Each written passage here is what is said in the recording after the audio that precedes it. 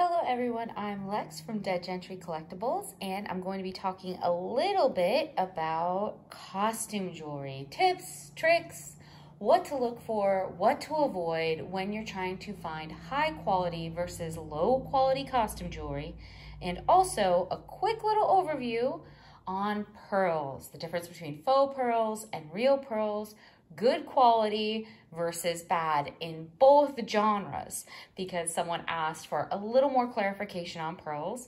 And at some point, I will set up the table to do just pearls and really do a video showing you 10 to 12 different examples and what they all are, what their evaluations are, when they were made, where they were made, all of those sorts of things. But I can give a little bit of an overview really quick as part of this video.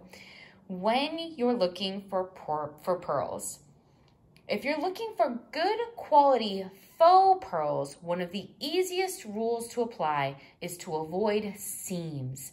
If you see a seam, that is a little indentation or raised line running along each bead, so from point to point, that's what we call a seam, just like seams in clothing, where it seems to come together or have been formed in a machine. That's not a good sign. So if you see seams in faux pearls, those aren't good quality faux pearls, and they're certainly not real pearls. Avoid that.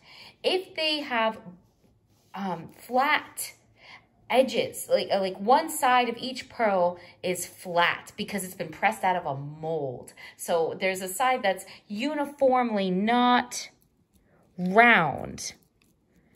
That can very often mean, again, that it was machine made. So if you see what looks to be plastic beads that are obviously seamed or obviously all flat or all indented on one point or one side of each individual bead, avoid that. That's not good costume jewelry, and that's certainly not a string of real, beautiful, high luster, high quality, freshwater, salt water, any kind of pearl, whether it's lab grown or not, it doesn't matter. So avoid seams, avoid repetitive stippling, marks, moldings, things of that nature. You can get a gauge measure. They look like little plastic clamps like this, and there's like a stick, and then I don't have mine out, but like this. And what they do is you can do this little plastic clamp that closes, and it'll give you a measurement here of the width of a bead, usually in millimeters. That can help tell you, depending on the size of a pearl, can really help tell you what a pearl is worth, whether the sizes are consistent and uniform across the string, which usually they should be.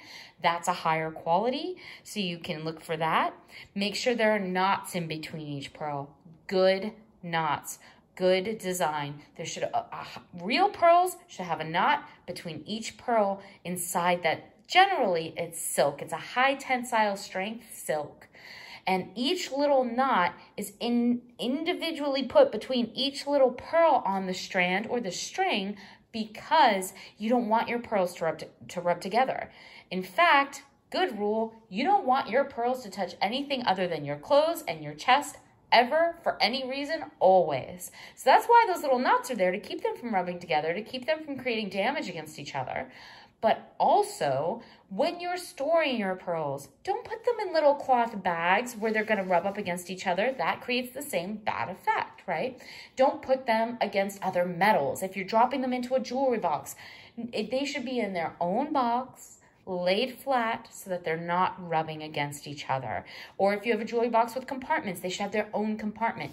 Don't go tossing your gold earrings or your CZ, pendants or earrings in on top of your strand of pearls in that same little area in your jewelry box. Gold especially will scratch and damage your pearls. CZ will scratch and damage your pearls. Diamonds, all sorts of metals. They shouldn't touch anything. So when you're looking for good quality, whether it's faux or real, a knot between each pearl. Always look for that. Look for good drill holes. So when you're looking at those knots between the pearls, just to give you an idea, there should be, see, this doesn't even have knots. But when you're looking, way too much cloth gathered up at the end of my thumb there. See this? So here you have what's clearly a seam, right? No knots, no uniform size, but on top of that, I'll show you in this. When you're looking at these little drill holes, see that there? That's a drill hole. Where the strand comes into the actual bead, if you were calling it a bead and not a pearl, itself. When you're looking at that, as you're looking at those knots, you can look at that as well. When you're looking at that, you want to make sure that there's no flaking, there's no chipping. Even if it's a faux pearl, that's a bad paint job and bad plastic. It shouldn't look like that. You shouldn't see chipping, flaking, peeling, anything like that around the drill hole. The drill hole should be well done. It should be concise. That means giving enough room to whatever it's strung on, whatever thread, silk, high tensile cord, nylon, so that it doesn't rub to where it's going to fray and damage immediately, but not so loose as well to where it's going to become damaged. So concise drill holes, smaller drill holes, no damage around the drill hole, and the size of the drill hole itself, even when you're dealing with, say, real pearls, the differences between makers of real pearls and those evaluations, how much those are worth if you're comparing one strand of real pearls to another maker's strand of real pearls. The type of drill hole, the size of it, can have a lot to do with the quality and therefore the strand's value as a whole. And different makers use different sizes and create different drill holes in different ways. So these are all things that you should be thinking about. Now, and again, I will do just pearls. I'll do a whole thing at some point. I'll just put a lot of pearls out. I'll really get into depth and detail on each one. But to get back to costume jewelry, good tips and tricks for looking for good quality, whether you're buying from a shop like Williams and Mine or on Etsy, or whether you're at an eBay auction, or whether you're at an in-person auction, perhaps an estate auction, all these different events and venues. Maybe you're in a thrift store, maybe you're in an antique store. There are ways to tell quality of high quality costume jewelry. So you need to know the difference between full gold, filled gold, plated gold, and vermeil. So a full gold piece, say an Italian 24 karat or 14 karat gold, where it's solid gold through and through, wonderful, is going to have a carat mark, is going to say 14K or 24K, is going to have the country of origin right there on the necklace, earrings, pendant, whatever it is you're bidding or buying. So that's great quality. And then moving down from there, you will see things like P for plated, or E for electroplated, EP for electroplated, meaning that it's only a covering of gold around another type of metal. Again, sometimes 14 karat gold plated, wonderful, good quality, 14 karat gold plated, good quality, sometimes for costume jewelry. So that's something to look for. Again, you could find marks. You're going to see those numbers and those marks on those pieces of jewelry generally telling you what's going on there. Vermeil, a little harder to identify, a little harder to discern the difference between vermeil and something that's plated. Because in a way, vermeil is plated, but it's plated much thinner. It's gold dipped. It has 1/1000th, right, of an inch of gold. So gold plate can be thicker, can be high quality, can be pretty good. Full gold, obviously, wonderfully good. But vermeil, very, very thin, not worth as much. You're not getting the weight of the gold itself in connection with whichever jewelry piece you're looking on. It's just there to make it look brighter, really. And it's generally not high quality. So that's something to get to know, the difference between vermeil, plating, and actual, then there's filled gold, and then there's actual full gold. Good settings when you're looking at high quality costume jewelry. So There's a lot of costume jewelry on the table today. This would be, it's not amazing. It's kind of chunky in the back. It is open to let some light through. See this? This one actually does have its maker's mark. I don't know if you're going to be able to see it on the camera. It's stamped inside there. See that? Good settings for each gem, stone, rhinestone, CZ, whatever kind of costume jewelry you happen to be working with. This is a beautiful cocktail ring, now that I'm playing with it. I mean, it's got like all these, look at all these tiny little stones inside the little balls that are hanging off here. But you want the stone to fit the setting. You never want to see something where it looks like, even if it is just, say, a rhinestone, where it looks like an Austrian crystal or a rhinestone, whatever you're working with, has been glued in. You never want to see signs of that anywhere around a stone setting. You do not want to see maybe signs of a stone having been removed. So maybe at one point it had an opal or it had a diamond, and then someone maybe removed a center stone. And then if it has prongs, rebent prongs over, say, a new piece of faux turquoise or a faux pearl or something along those lines. And you can look for that. You can look at the prongs themselves and see that the stone sits inside the prongs as it was intended to.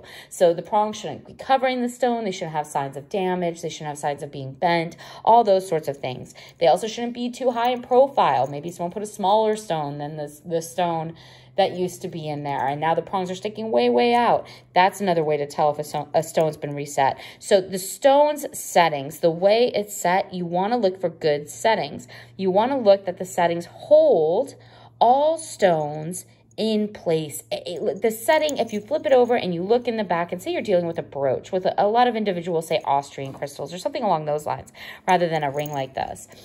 When you're looking at that, you want to see that each stone is being held in the setting well, when it's being cradled, when it's being cushioned, when someone's taking the time to really look at that detail so that they don't fall out later. That's a higher quality of costume jewelry.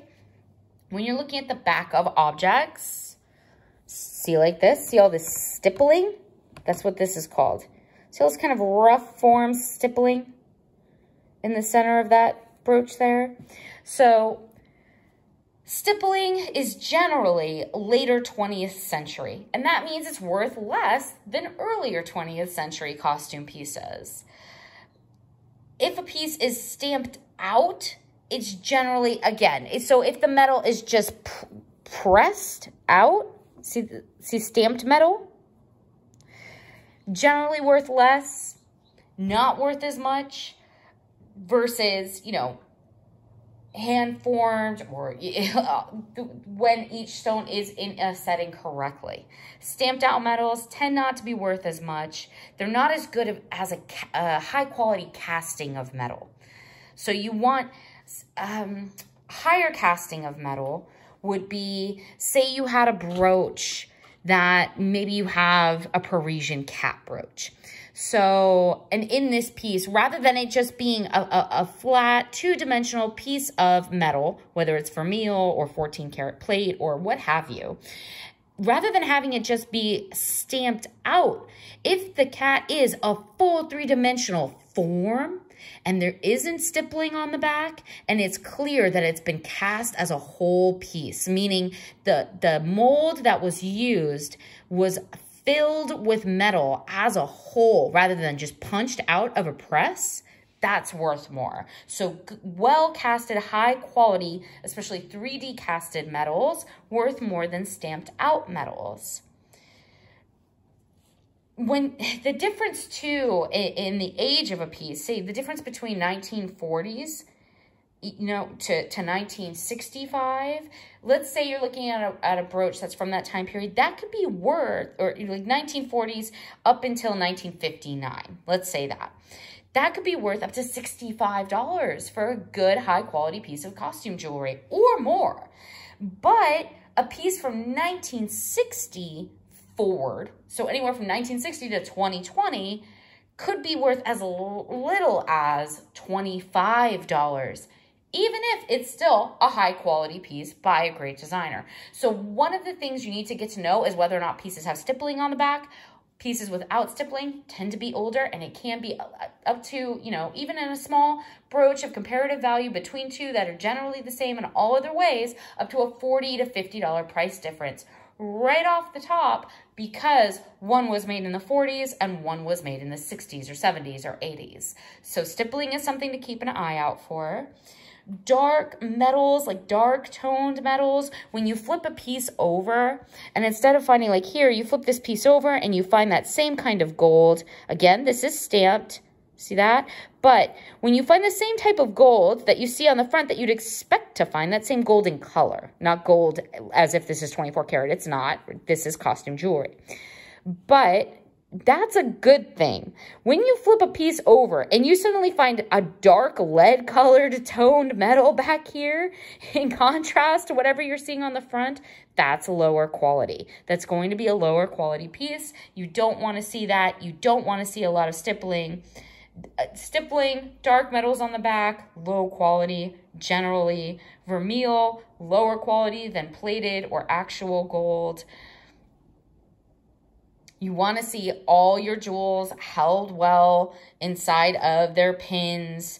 You want to make sure nothing's been reset inside of a piece. As I was talking about, resetting stones reduces value. And when you're looking at pieces, I love these. These beautiful.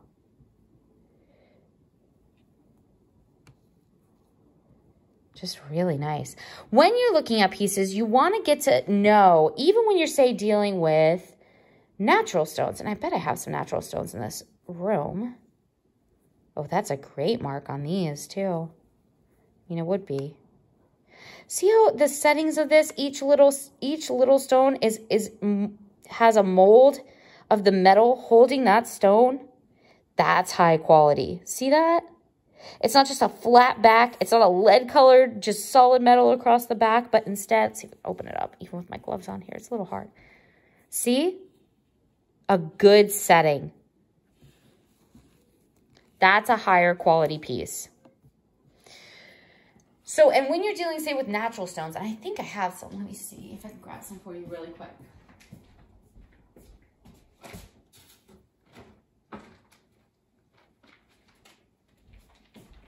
You want the stones to be true to what color they are or should be. So say you're dealing with pink quartz. This is pink quartz. And see how it's pink? It's not barely pink, and it's also not a dark, dark pink. It's not discolored. It's not clear. It doesn't have too much white to where you might mistake it for just quartz rather than pink quartz. See, this bead here is actually whiter than everything around it. That's a lower quality piece of pink quartz, right? Whereas this piece is a higher quality because it's true to the color it's supposed to be. So if I were looking at this, let's say both of these types of stone right here, this little round white one that I'm touching over here, and this big pink one that I'm touching over here, that I'm looking at a pendant made with both of those, and both say pink quartz turtle or something. This one, the one that's where the pink quartz is pink and true to its color, true to the materials in, you know, best intended color, form, all of those things, the level of clarity perhaps, versus somebody calling this pink quartz in the same type of pendant, this one's going to be worth more. So when you're looking at costume jewelry, when you're looking at real jewelry, when you're looking at natural stones, the colors should be true to the material, right? Same idea with diamonds. When you're looking at a diamond, a clear diamond, if you see a dark mark in there, an inclusion, that makes it worth less because the color is not true to the material that was used to make the piece of jewelry. I feel like I should mention again when dealing with pearls, because I was talking about pearls at the beginning, not to do acid tests, not to grind pearls against your teeth. Don't bite them. Don't rub them against your teeth trying to figure out if they're gritty. Those things will damage your jewelry. Don't ever do that. It doesn't make any sense. One good way to tell pearls is to pick them up and shake them. Right? So what you can do is get a real set of pearls versus a fake set of pearls. hold them both up, shake them both. And then you're going to tell a difference in the way they sound. One sounds like plastic. One sounds hollow. Those are faux or fake. And even higher quality faux should sound and feel heavier and less hollow. Good quality pearls, of course, should be heavy, should sound like real pearls, and of course should not be hollow. They should also have a consistency of color. That's what you're looking for with higher quality pearls. Look at online. You can look at pictures and video of Morimoto pearls. And that famous M emblem, if you're really into pearls, never pass up the chance to buy straight up Morimotos with that M emblem. Usually somewhere around the hasp, latch, or connection of the jewelry piece, whether it's a bracelet or a necklace, you're going to see that famous M. But you see, especially say with that brand, a consistency of color, a consistency of shape. Say it's a very long strand of pearls, the shapes are going to be consistent. And a consistency of luster. So you're not going to have, say, 5 pearls at the bottom that have a much higher luster and shine than duller pearls towards the top. Instead, consistency across the entire jewelry piece of color, luster, and shape. Look for scratches. Scratches decrease value in pearls. Look for things like craters and scrapes. They decrease value and they could be telling you a story about how the pearls are replicas or not real or very low quality replicas. Make sure they're not damaged. Damage reduces values in pearls. When you're a collector, you want to wear something beautiful and maybe pass it down to future generations or invest in it because you're looking for that investment to accrue over the next few decades. You need to be looking at quality when it comes to pearls. Buy the ones that are the better quality, that aren't already scratched, that aren't already damaged. It's going to be worth it later, as long as you then remember what I said about not storing them in a jewelry box with all your gold dumped on top. So listen to your pearls, shake your pearls, see if they sound hollow, see if they seem heavy enough. They should seem pretty heavy. They shouldn't seem like plastic. They shouldn't look like plastic. Make sure they're good quality. You know, good quality faux pearls, even in costume jewelry, can go for $100 or more, whereas low quality faux pearls can be $5 to $10. So these are the things you need to watch for. And when it comes to costume jewelry, I get this question at least once a week. For people who are going to say thrift stores or, you know, different vintage and antique collectibles stores, whether it's online or in person, or maybe they're going to a lot of like garage sales. A lot of people do this thing where they'll go seek out garage sales, not our patrons generally. They don't have a lot of time for that.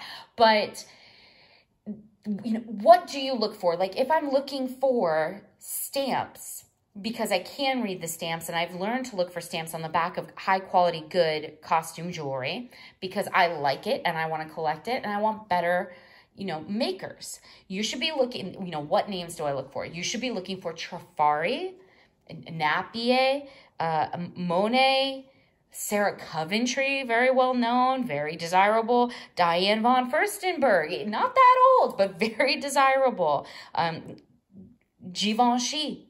So if you see that GIV and you don't even have to read the rest of that mark on that piece of costume jewelry, it's probably worth the risk, even if you don't have time to tell right then whether it's a fake or not. Maybe you're not good at that. If it's someone selling it at what seems like a fair price, it's likely worth the risk to go ahead and buy it, and then you can find out whether or not it's an authentic Givenchy when you get home later. Especially if you're a collector, why pass up the opportunity? Because someone else, if it is real, is definitely going to snap that piece up. Nolan Miller, you know, Graziano, that's a big one. Kenneth J. Lane, Oscar de la Renta. These are some of the names. There are so many names. I feel like I should repeat them. There's usually Monet, Trifari, Napier. Get used to these names. Be looking for these names. Diane von Furstenberg, Oscar de la Renta, Kenneth J. Lane, Givenchy, Graziano, Nolan Miller, Sarah Coventry. Get used to those names. Be looking for those names. When you're looking for high quality, look for maker's marks. and look for the names of known designers that you know make high quality objects. Until next time.